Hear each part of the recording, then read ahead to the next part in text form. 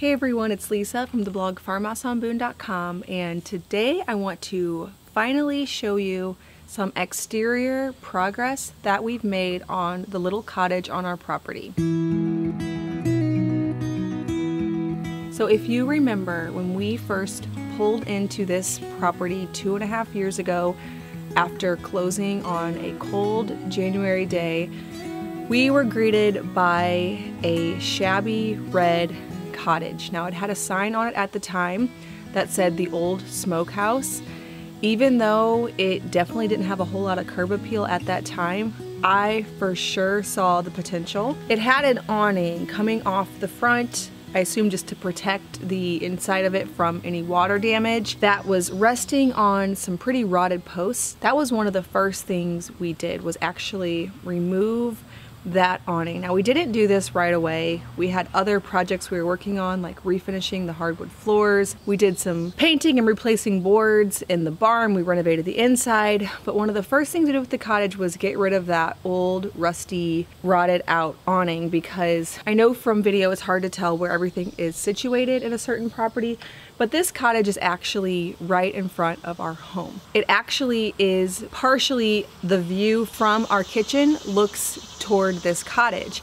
And the awning just blocked a lot of what we can see beyond the cottage. It's actually a really pretty view and it blocked it. It was ugly. We got rid of that. And then we actually decided to paint it blue. I knew that it needed paint of some kind, and it really just didn't have the charm that it could have with the red. I imagined it more of a cottage. I don't really know exactly what it was used for, but now it's a 2-story building with sort of a little living area on the bottom and then bedroom upstairs, and then also there's a bathroom downstairs. So it'll serve as a guest cottage for us, and so I wanted to give it those cottage vibes. Now, we still needed to do something about the door area and the window. Now, as you'll notice, it's quite off-centered. This is just the way they built it. And instead of really putting a ton of money into this place, I didn't want to rip into it and resituate everything. We just went with the off-centered that it was originally, and then we're going to do a few things on the larger side to sort of balance that out. Another project that we did to give the exterior a little bit of charm was we added matching window trim to our farmhouse. So we looked at our farmhouse, we saw how they had certain moldings around the top, and we just mimicked that over on the windows on the cottage. And then we painted all of the windows white to match the house. So just like a little blue accent near our house, a cozy little cottage was the vibe that I was going for. I actually created a Pinterest board called Our Little Blue Cottage, where I've been saving tons of ideas. Even before the cottage was blue, I started saving these ideas because I just dreamt of it being this cozy little blue cottage. So hopefully you understand what my vision was for this. The next thing we needed to do was we really needed to address the whole awning and door area.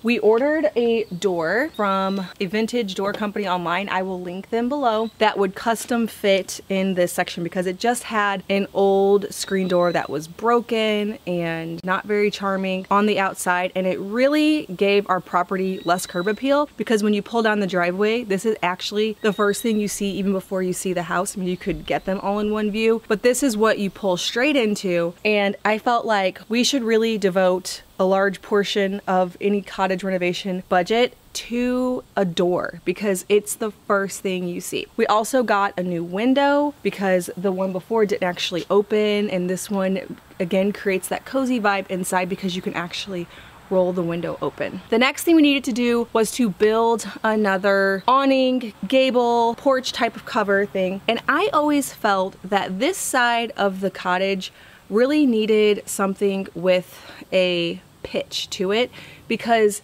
though there are the pitches on either side of the building, this side when you first pull in is just the flat side. The cutest part of this cottage actually is where you look from our front porch and face out and you see the original stone chimney and the side with the cute old windows. That's the cutest part. This part, not so much. And so we had to do as much as possible to this very flat side, add some kind of dimension and charm. And I felt that the best way to do that would be to build some kind of gable Now, I was inspired by the garden arbor that Luke and I built last summer. I kept saying, okay, I don't even know exactly how you do this, how you add the roof and all of that, but it should be something like the garden arbor, because when you're standing here on the front porch of the cottage, if you look straight out, you see the garden arbor that goes with the picket fence and the raised beds, and then you get to the barn.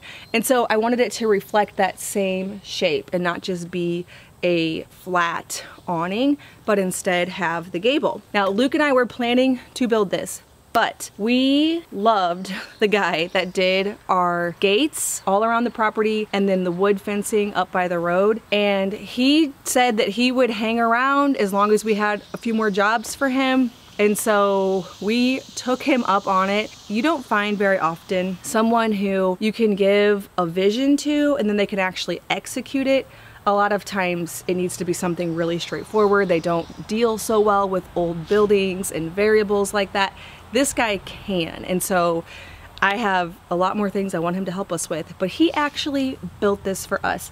Now, the way that we did it, because you know, we were here the whole time, I know just how he built it. First, we started with some posts that we just got from Lowe's. I was actually going to go out to the same architectural salvage place that we got a lot of different things for our house for the original Victorian character that was pulled out of old houses. But then one day our guy actually texted me from Lowe's and he said, do you realize they have turn posts just at Lowe's? And I was like, those are perfect, those are good enough. And so we just got these at Lowe's. The first thing he did was actually build this little patio area. Now, Luke found these bricks in a dump area, and one day whenever he was on a run, somebody from the city came by and he had a little conversation with him like, hey, what's happening with these? Does anybody need them? Are they up for grabs? And the guy said, I mean, you can have them. And so he took some of these, and they actually have a really nice color. We think maybe they were fire brick. Don't know for sure. So we flattened the area in front, you know, graded it out, made a little patio area. That way these posts wouldn't sit directly on the ground, but would sit on something that wouldn't make them rot out over time.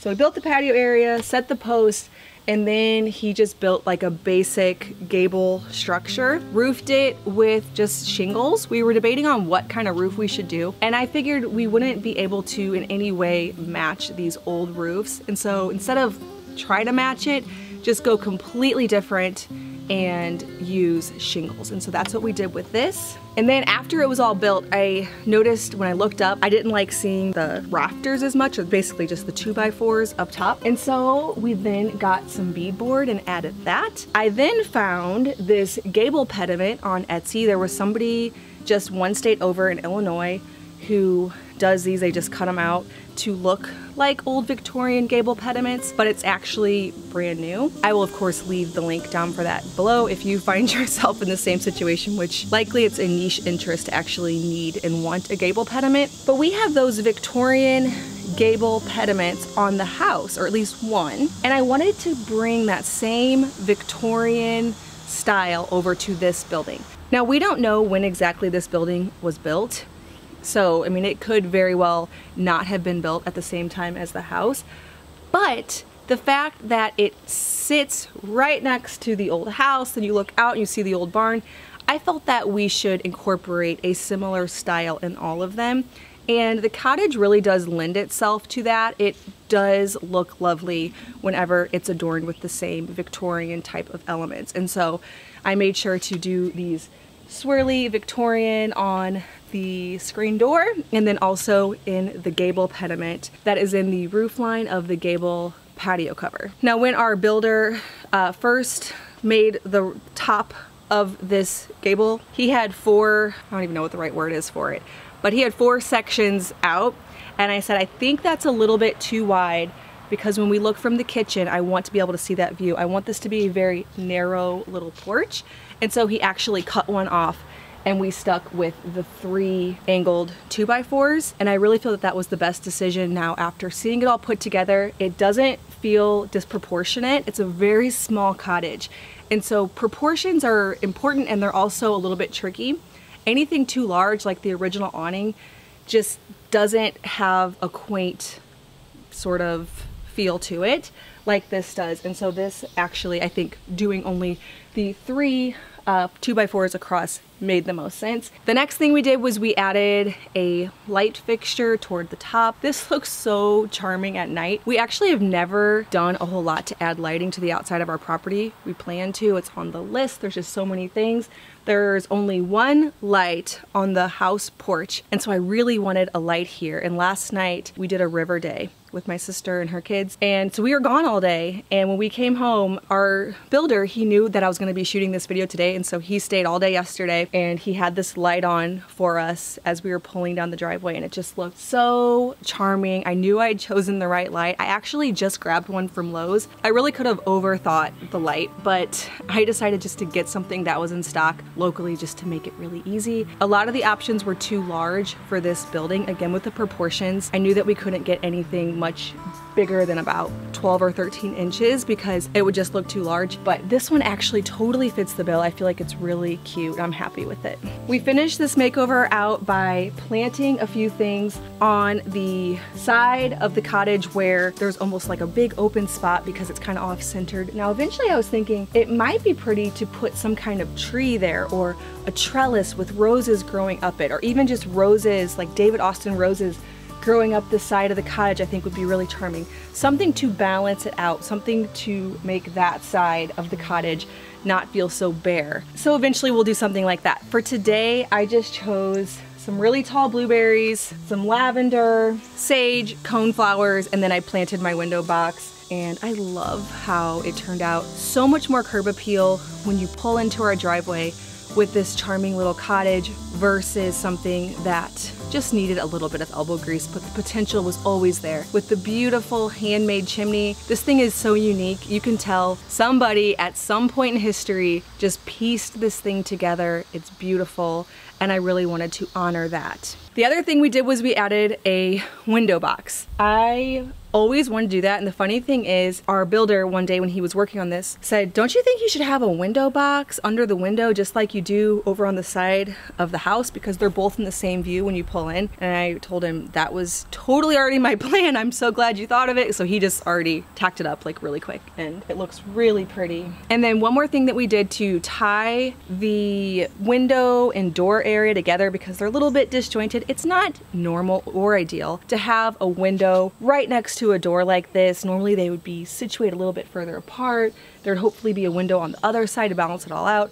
Again, working with what we have, making it as charming as possible here so that we don't have to invest a ton of money into what is essentially going to be like a guest cottage for our property, for friends and family and things like that. And so to tie this together, we just added the same trim that we did last summer on the rest of the windows that also matches the house. I take a lot of cues from the house. I, obviously didn't live in Victorian times.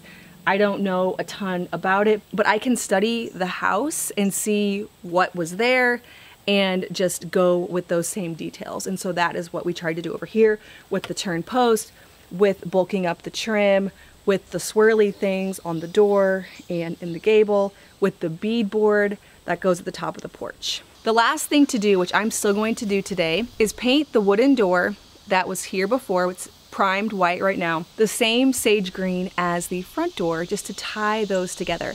I almost thought about painting this screen door with the sage green, but whenever you pull into the driveway and you can't quite see the cottage all the way down the gravel road, the color just needed to be the same as the trim. Somehow it just makes it more inviting, less disjointed, less weird that there's this window and this door. It all just kind of goes together. And so I did opt to paint it. It was wood. We lived with it wood for a while. You know me, I love wood. We stripped lots of wood doors. It just didn't look right here. It made the whole entrance look not cohesive. And now it just feels like a whole piece. And so I wanted that to be white. Now, I did want to have the perfect wreath for this reveal, but I just couldn't find one that I loved in time. And then I also had somebody reach out to me on Instagram with the most beautiful dried flower wreaths. And so she's sending me one. So I was like, you know what? It's just gonna be like this. And within a couple of weeks, I'm gonna have this beautiful dried flower wreath up here as well. I also plan to eventually add some string lights. I think it would look pretty from the house to the cottage to have some hanging string lights. maybe from this off-centered side out to the tree to have some hanging. Maybe a small little like bistro table and chair would be really nice in this area. Lots of plans to come. We also are going, I think, to finally be getting our flagstone sidewalks next week, which will tie the cottage to the house. I am so excited to have made progress on this place this summer. Hope that you enjoyed this exterior makeover. Now stay tuned. We're working hard on the interior. That is where we are spending our time next because there was just so much work that had to be done in here. We finally did add the antique railing at the top of the stairs. It's in, and I'll be sharing that with you in the next couple weeks. We're getting the plumbing all done because we always had the tub and everything in there, but the plumbing just was never quite right from how it was put in originally. And so we're getting to that, and I'm finally, like I told you last summer I was going to do, but we're moving in the direction of getting this to actually happen. Make this the cozy guest cottage that it has so much potential to be. All right, well, if you're excited to see the full reveal of the inside of this cottage, now that we've finished the exterior, make sure to hit that subscribe button. I share 2 new videos every week on food from scratch, natural living, and a handmade home. Thank you so much for stopping by our farmhouse and cottage.